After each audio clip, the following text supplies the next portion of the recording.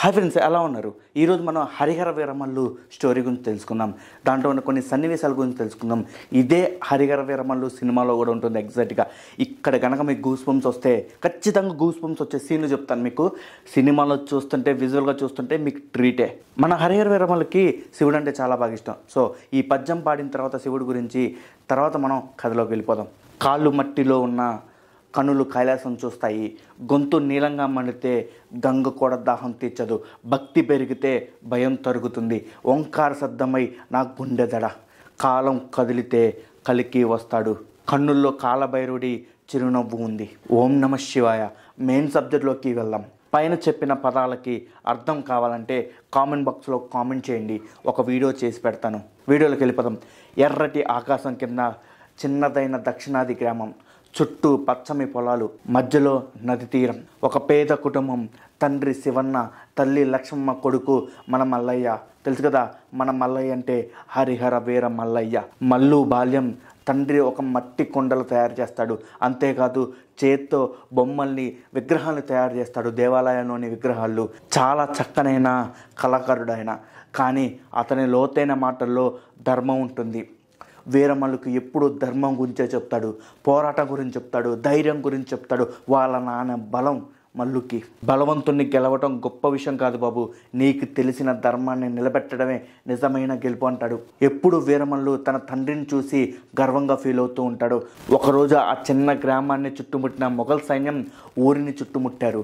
అక్కడున్న ప్రజల్ని, ఆడవాళ్ళని, డబ్బులు దోచుకుంటున్నారు. అందరినీ దోచుకోవడం మొదలుపెట్టారు. అది చూసి వీరమల్లు తండ్రి రక్తం బగబగ మండిపోయి ఎదురొడ్డి నిలబడ్డాడు. మల్లయ్య తండ్రి అలా ఎదురొడ్డి నిలబడుతుంటే చాలా గర్వంగా మల్లు ఫీల్ అవుతాడు. కానీ అక్కడ ఏం జరిగింది అంటే, మన వీరమల్లు తండ్రికి వెనకడుగేయడం అస్సలు నచ్చదు. సో వాళ్ళని ఎదురొడ్డి నిలబడినందుకు వాళ్ళు ఒక బహుమతి ఇచ్చారు. ఈ దేశాన్ని పరిపాలిస్తున్న ఔరంగజేబుకి, వాళ్ళ మొఘల్ సామ్రాజ్యానికి ఎదురుతావా అని చెప్పేసి వీరమల్లు తండ్రిని అందరి ముందు, తన కొడుకు ముందు, మల్లు ముందు తలని తెగ నరుకుతారు ఈ మొఘల్ సైన్యం అధికారి. మల్లయ్య నిశ్శబ్దంగా చూస్తూ తల్లి చేతి పట్టుకొని అడవిలోకి వెళ్ళిపోతాడు. ఏడుస్తూ ఉంటాడు, భయంగా ఉంటాడు.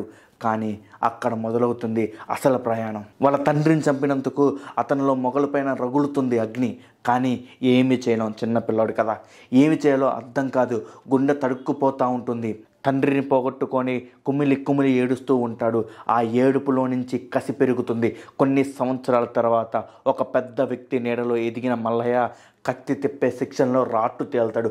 గిరిజనుల మధ్య పెరిగిన అతడు చిన్న చిన్న దాడులతో మొఘల్ స్థావరాలపై దాడి చేసి వచ్చేవాడు. ప్రజల దగ్గర నుంచి లాక్కున్న సొమ్ముని మళ్ళీ తిరిగి ప్రజలకే ఇచ్చేవాడు. అప్పుడే అతని ధైర్య సాహసాలకి అక్కడున్న ప్రజలు ఒక పేరు పెడతారు. ఆ పేరు హరిహర వీరమల్లు, వీరమల్లు. అప్పటి నుంచి అతను వీరమల్లు అని పిలవడం మొదలు పెడతారు. అప్పటి నుంచి తను కొత్త సైన్యాన్ని ఏర్పాటు చేసుకుంటాడు.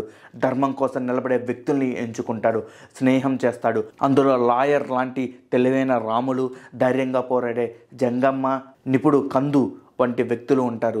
వీరమల్లుకి వీర సాహసాలు వెన్నుతో పెట్టిన విద్య.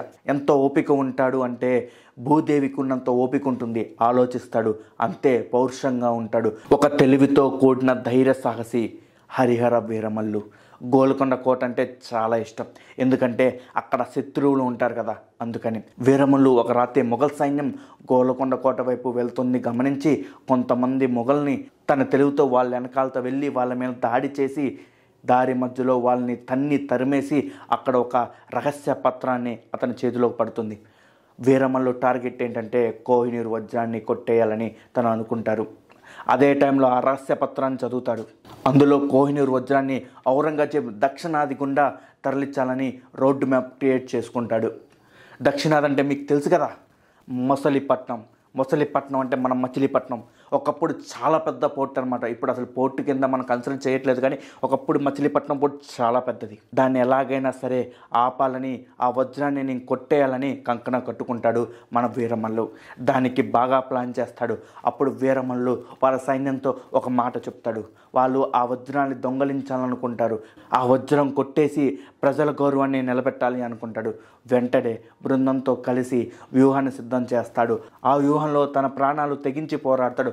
ఒక్కసారి ఆ కోటలోకి వెళ్ళిన తర్వాత తిరిగి ఎదిరించి రావాలి అంటే ఎవరైనా ఇంకా ప్రాణాలు పోవాల్సిందే. అసలు ముందు ఆ కోటలోకి ఎలా వెళ్ళాలి అని ఆలోచిస్తూ ఉంటాడు. వీరమల్లు కోటలోకి వ్యాపారస్తుడిగా వెళ్ళాలని నిర్ణయించుకుంటాడు. అతను నకిలీ వేషంలో జైన్ మతం దొంగ వ్యాపారి పాత్రలో గోల్కొండకి నగరానికి చేరుతాడు.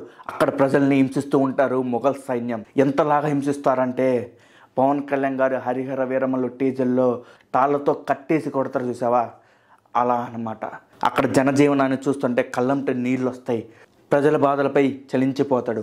ఇందాక చెప్పినట్టు తనకి ఓపిక ఎంతో, ఆవేశం కూడా అలాంటిదే. అప్పటికప్పుడు నిర్ణయించుకుంటాడు. ముసుగులో ఉన్న అతడు అక్కడే ఉన్న జైల్లో ఉన్న ప్రజల్ని, ఇబ్బంది పడుతున్న ప్రజల్ని రక్షించి తప్పించుకుంటాడు. అది మొఘల్ అధికారి కోపం తెప్పిస్తుంది. వీరమల్లుని పట్టుకోమని ఆదేశిస్తారు. డబ్బులు బహుమానంగా ఇస్తామంటారు. అంతేకాదు అతను చనిపోవాలని కోరుకుంటారు, అతను చంపాలని కోరుకుంటారు. అప్పుడే వీరమల్లు తన సైన్యానికి ఒక మాట చెప్తాడు, ఇక చాలు, మన గౌరవాన్ని ఎలాగైనా సరే వెనక్కి తెప్పించుకోవాలని. దానికి మనం చేయాల్సింది పోరాటం. ఈ పోరాటంలో ప్రాణాలు పోయినా పర్లేదు, నాతో ఎంతమంది వస్తారో నేను నా గౌరవాన్ని వెనక్కి తీసుకొస్తాను. కోహినూర్ వజ్రం ఈ దేశపు గౌరవం, వెనక్కి తీసుకువస్తాను, మీరు నాతో వస్తారా రారా అని అడుగుతాడు. మనందరం కలిసి పోరాడాలి, ఆ సమయం వచ్చిందని చెప్తాడు వాళ్ళతో. వాళ్ళు కూడా ఆవేశంతో ఇక మన గౌరవాన్ని వెనక్కి తెచ్చుకోవాలనుకుంటారు. వాళ్ళపై ఒక తెలివైన యుద్ధం చేయాలి.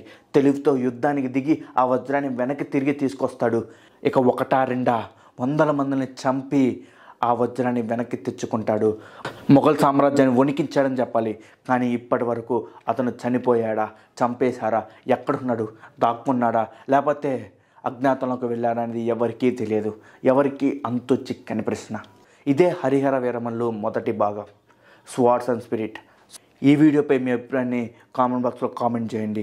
పవన్ కళ్యాణ్ అభిమానులు ఉంటే నేను మీలో ఒక్కడిగానే అనుకొని నా ఛానల్ని ఫాలో చేయండి, సబ్స్క్రైబ్ చేయండి, లైక్ చేయండి, షేర్ చేయండి. మళ్ళీ కలుద్దాం వేరే వీడియోలో.